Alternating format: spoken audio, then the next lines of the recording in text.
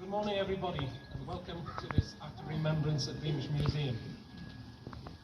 This year marks a very significant anniversary, as it is 80 days since D-Day, the day when Allied forces landed on the beaches of Normandy. These landings, made at heavy cost, ultimately saw Europe released from the Nazi regime. As with all wars, it was the youth of many nations which had to make the ultimate sacrifice. We rightly remember those who lost their lives, but we must also remember those that returned with broken bodies or broken minds.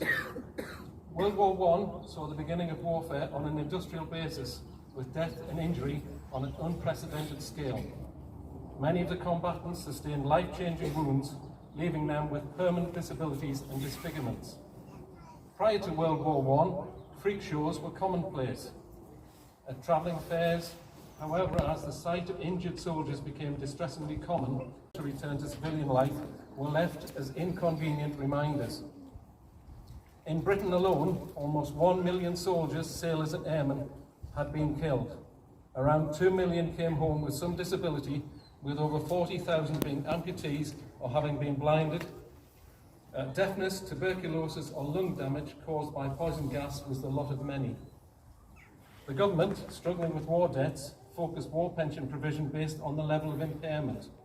This meant a full pension for the loss of 2 or more limbs, loss of sight or very severe training opened in Brighton's Royal Pavilion grounds along with similar centres across the country.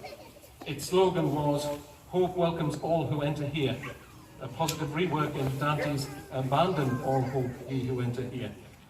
Amputees learned skills in trade and professional occupations, including electrical engineering, carpentry and motor mechanics.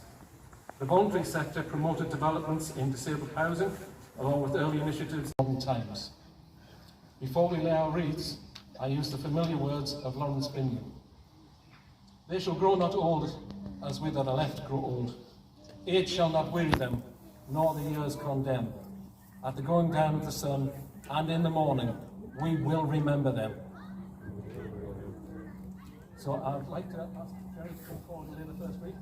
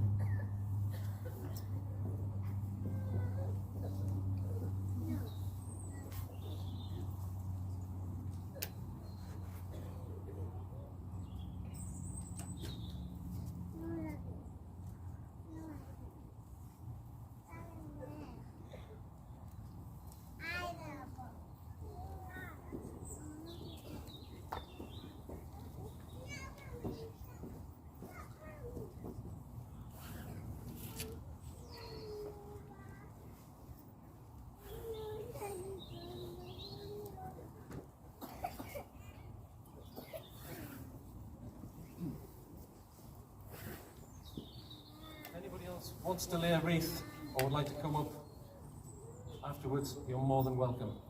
So that concludes our act of remembrance here at Beamish.